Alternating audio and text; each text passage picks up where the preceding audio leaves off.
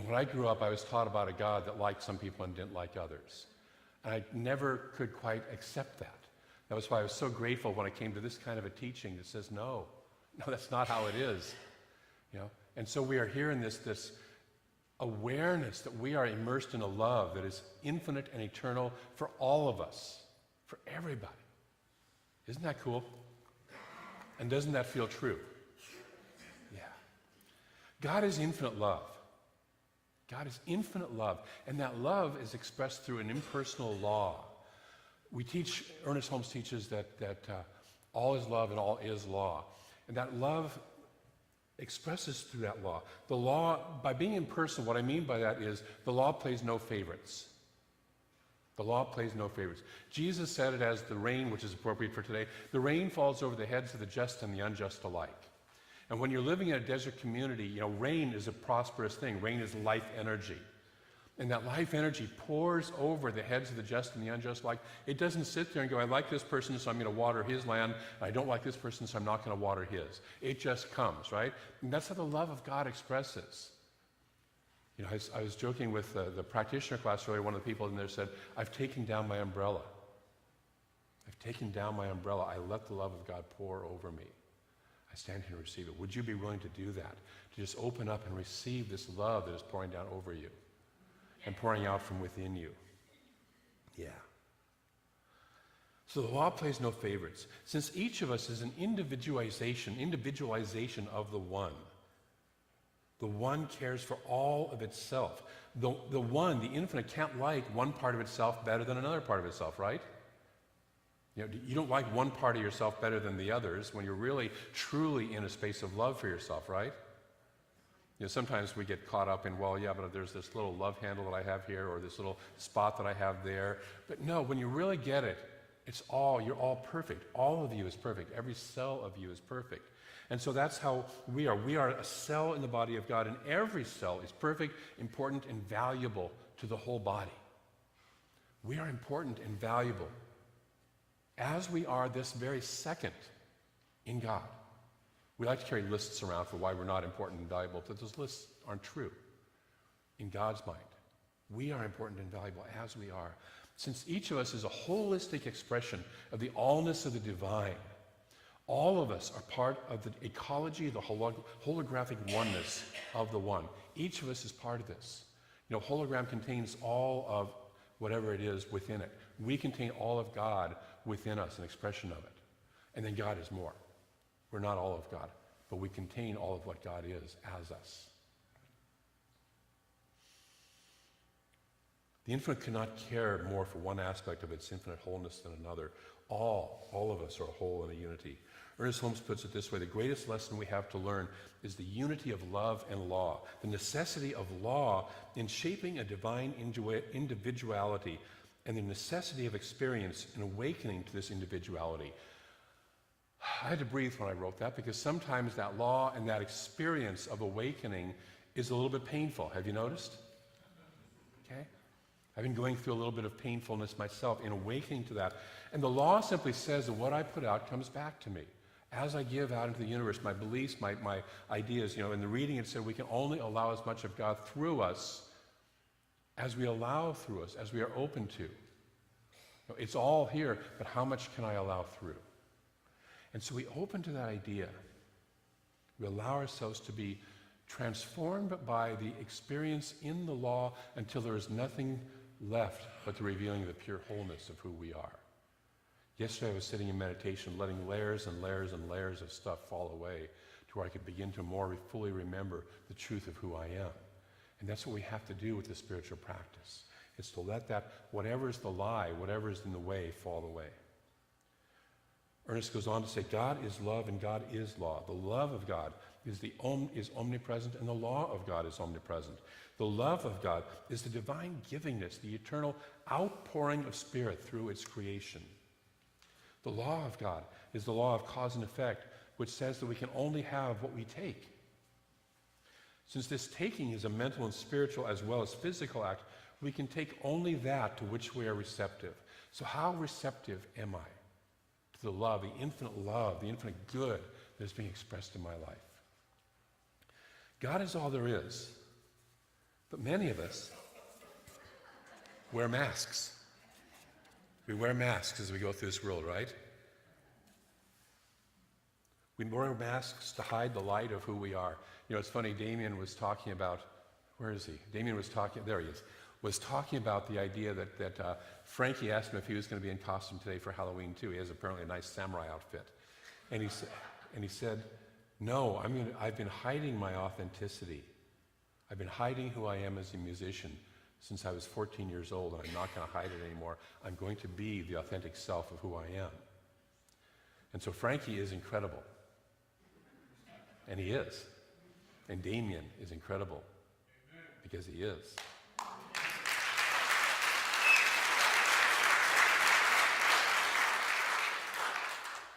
And you are incredible. Because you are. Got it? So take down the masks to hide the light that we are. We use these masks to cover our perceived wrongs and hurts and our list of all the ways that we shouldn't be. We use these masks and we use armor to protect ourselves from other mask wearers, from other people who don't remember who they are truly. We're taught early on not to be who we really are.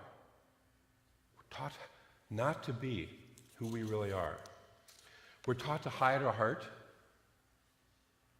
Men don't cry, big boys don't cry. These days, big girls don't cry. Okay? We're taught to hold back our joy. We're told to hold back our full aliveness. We learn that. Don Miguel Ruiz calls it our domestication as we learn this. And so we go through life with these masks on. These masks that say I'm not enough. These masks that says I'm separate. I'm separate from God. I'm separate from my good. I'm separate from you. I'm separate from myself. My authentic self. We wear these masks to say I'm damaged goods. We wear all these masks. And then we put on armor to protect ourselves from that. And sometimes we add to our armor with weaponry that's designed to drive other people away before they can hurt us. In psychology, it's known as and military too, it's known as a preemptive strike.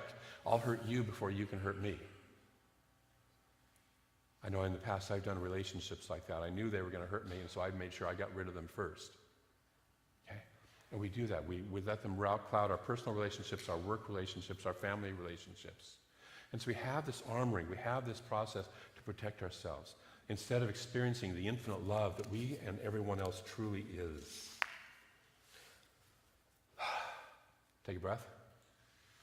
So then comes the question, how do we stop this? Now that I've got you fully depressed, right? How do we stop this? How do we get out of this cycle? Diane Collins in the book Do You Quantum Think says that Swami Muktananda, the meditation teacher, made a point to all of his students, to tell his students that the scriptures and philosophical texts of India never speak about attaining God. They don't talk about attaining God. They only speak of purifying the mind. If our own mind is the very essence of life, what is there to master other than our own mind? See, God is already here. God is already perfect, and we are it. The only thing we need to do is master the part of our mind that forgets that, and to sit and wake up to that. Okay? So that's what we're doing. That's why we're playing with this. We master the mind through taking off the masks behind which we've been hiding. We take off the armor behind which we've been protecting ourselves. And you know what? Sometimes that can be scary, right? We get so identified. This is who I am. This mask is who I am. This armor is what I need to live in the world. And it can be scary to say, you know what, I'm going to become open and vulnerable and allow myself to experience the love of God, because we've been so conditioned not to do that. We forget that we're wearing masks, and we mistake the mask for our identity. We mistake the mask for who we are. Who am I really? Underneath this layer. See, we have lists. I'm a father, I'm a mother, I'm going to be looking at Doug, an architect, I'm a whatever I am, I'm a minister, I'm a whatever. You know, that's not who we really are. That's what we do. That's how we present in the world. But who I really am is love in form. Who I really am is a cell in the body of God. That's who I really am.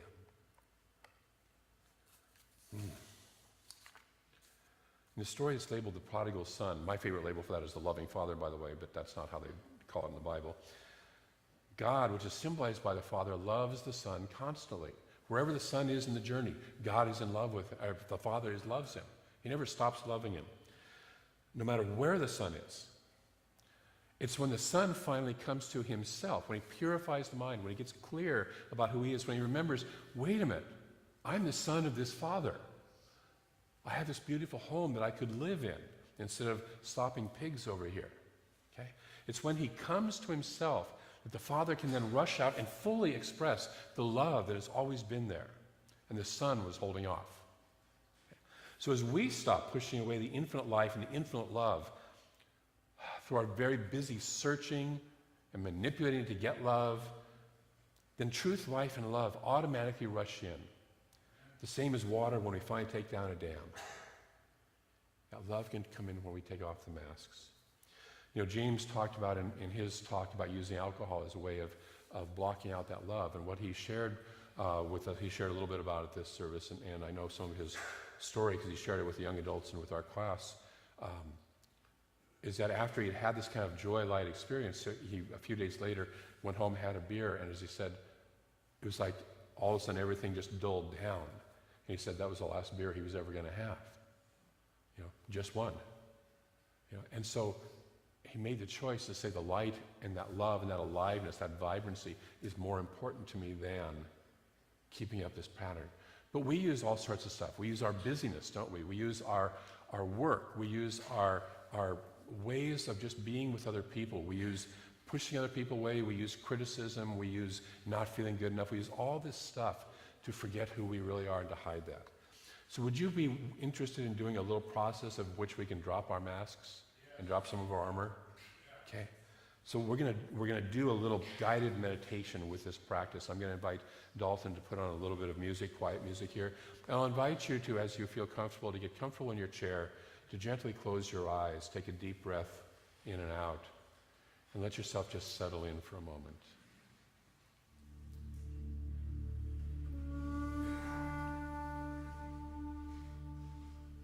Take another deep breath. Let the chair completely support you.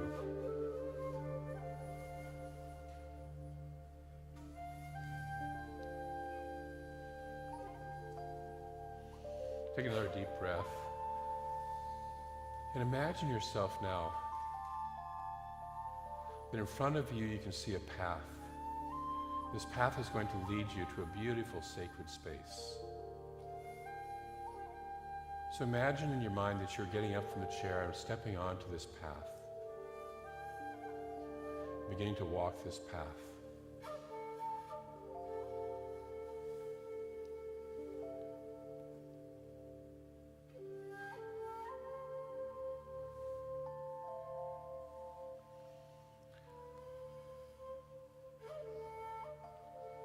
And as you arrive on this path, as you go along this path, you arrive at a beautiful place, a place that is your sacred space, a place where you feel deeply loved, a place where the inner wisdom that lives within you is fully able to express, a place where you feel safe, a place where you feel empowered. Allow yourself now to be in such a space.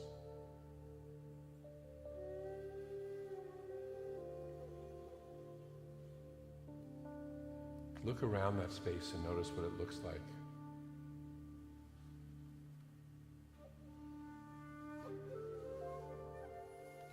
Notice if there's any smells,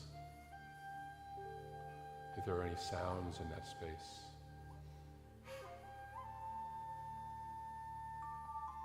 Reach out and touch something in that space. Just notice what it feels like.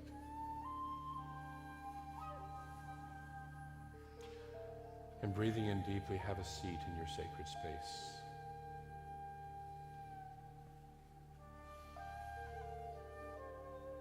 And in your mind's eye, in your imagination, allow now a portal to open up in the sacred space. And through this portal, you're going to invite a guide, a person or a being that is here to simply support you, a person of deep wisdom and deep love and compassion, that will support you in letting go of a layer of masking or a layer of armor. And allow this guide to step into your sacred space to be with you, to support you. Be aware of this guide. Notice what they look like. Notice if they have anything to say to you.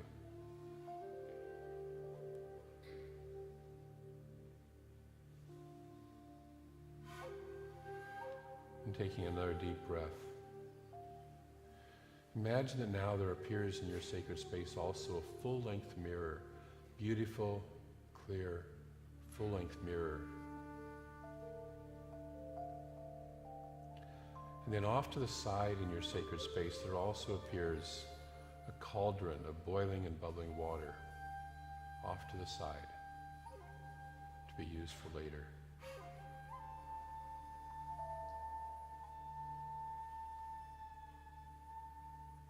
And with the help of your guide, stand now in front of that mirror, in front of that full-length mirror that you can see clearly.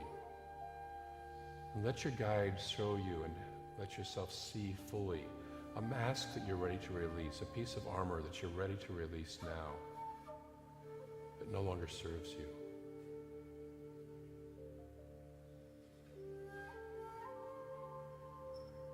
Be aware of the function, be aware of the role of that mask in your past.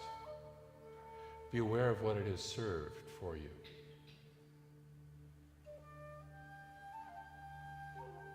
And thank it for its service. And with your guide, let it know that it's no longer necessary in your life. And so with the help of your guide now, you take off that mask, you take off that piece of armoring to free yourself from the restrictions that it has placed on you.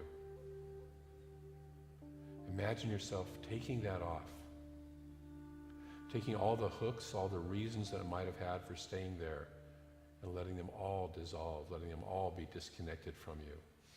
So you and that mask, you and that piece of armor are no longer connected.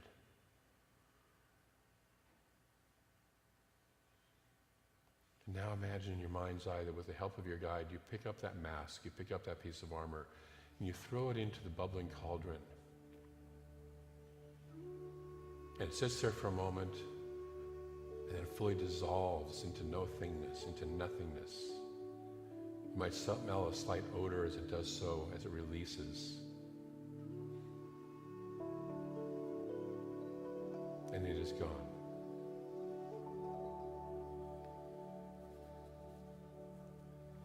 And notice now that you stand there freer than ever before. Feel your greater sense of authenticity, of the aliveness of who you truly are. Breathe that in. Be aware of your greater awareness that you're in a field of infinite love. Breathe that in, let it in every pore of your skin. Let that love in. Let every cell be immersed in it. And so breathing in and out of this love, breathing in and out as a greater and more authentic person than you've ever been before, with your guide witnessing the truth of who you are. Commit to your guide that you are willing to live in this body, in this new awareness. You are willing to stay in this and live from this.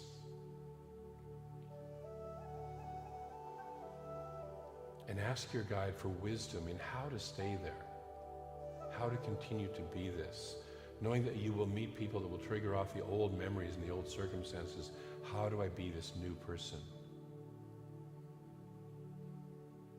How do I be this authentic self? And let your own inner wisdom and the wisdom of your guide speak to you about that.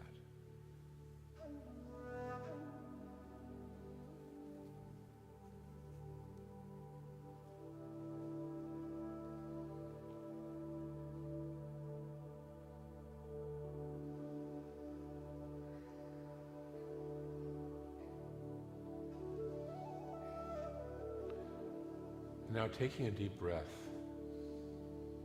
in and out in this fresh new body,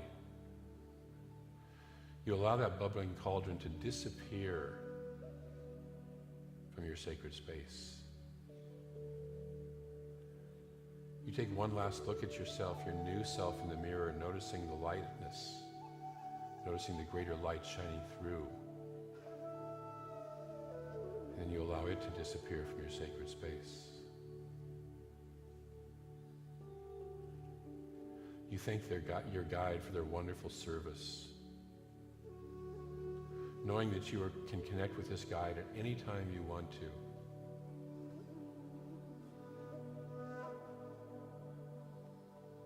You listen for any last words of farewell. And then when you're ready, you allow the guide to step back through your portal, back to where the guide came from. And you allow the portal to close, knowing that only you have permission to ever open it. And so you stand there in this new body, in this new beingness, looking around your sacred space. Notice if anything has changed, or perhaps even just your ability to see it more clearly and more brightly.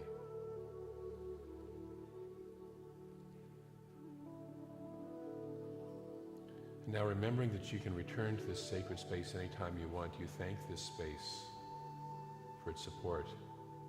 And you step on the path that is going to begin to lead you back to your awareness of your body in this room. You step onto and walk that path forward, feeling the path under your feet.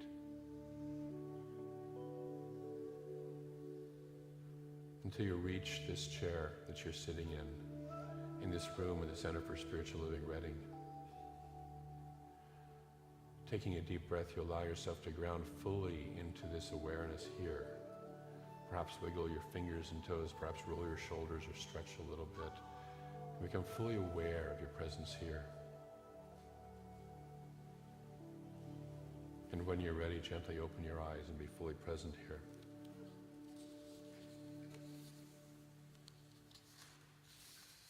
Take a breath.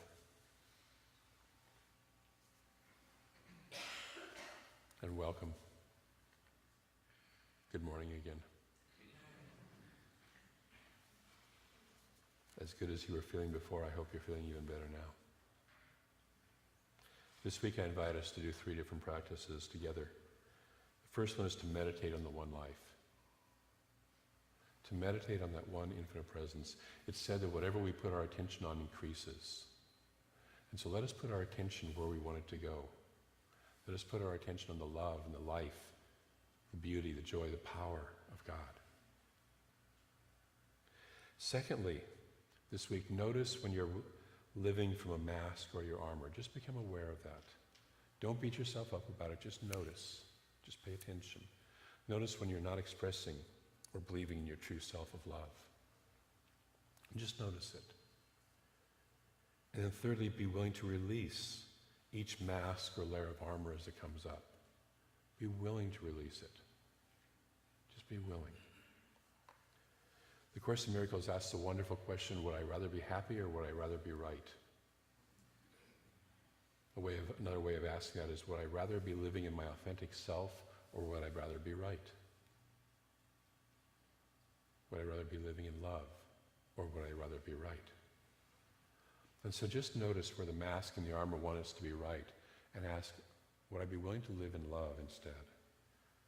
And keep on the process of, like the prodigal son, coming to yourself, coming to your authentic self. So would you join me in that practice this week? Right. So I want to close with a thought. And that is that as we let the truth of Spirit within dawn in our lives, the body is healed, including the global body. Individual transformation through understanding of the unity of all life, transforms the global without struggle. When we let the light within us shine, it's like turning on a light in a room. It doesn't struggle with the darkness. It just becomes light. And so as we walk through this world this week, we allow that light that is within us to simply shine and recognize that as we do that, it literally transforms the world because there's only one. There's only one. More important than whom we elect next week is who we elect to be. Am I willing to let the high thought, the truth, be the executive branch of my mind? Am I willing to let my thoughts and actions align with Spirit to legislate truth and love throughout my life and into the world? And am I willing to judge with clarity what is known as righteous judgment and see the oneness behind the masks of separation and let that be my Supreme Court? This is the ongoing and most important decision and most important election we will ever face, the election within ourselves. And so I invite you to vote with your actions, with your consciousness, with your heart, and with your love, today, tomorrow, and every day. I'd like to close with a prayer. So knowing that there is this one life, knowing that there is this one love, whether we know it or not, whether we remember it or not, it is. It just is. This beauty, this life, this wholeness just is.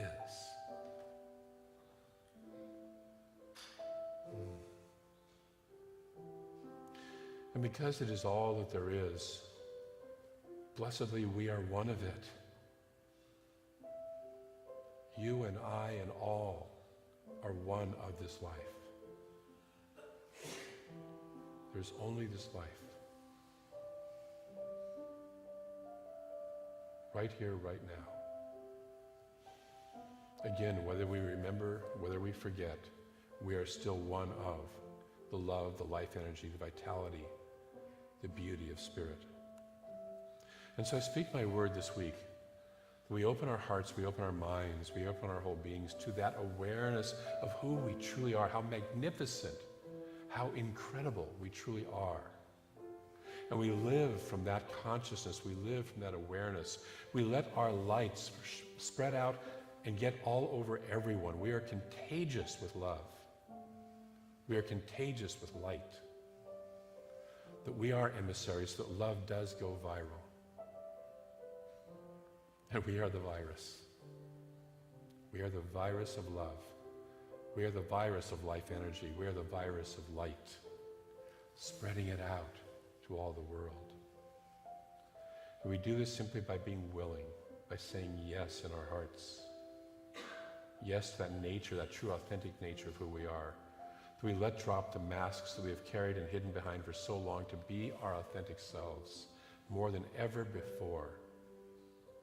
And for this, I'm grateful for each of us who says yes to this process, yes to this authentic expression of who we are in ever greater ways. I am so grateful because each of us transforms the world by doing so, to whatever degree we can. For the Spirit that moves through all this process, I'm grateful. For this community in which we can come together and hold such an idea, I'm ever so grateful.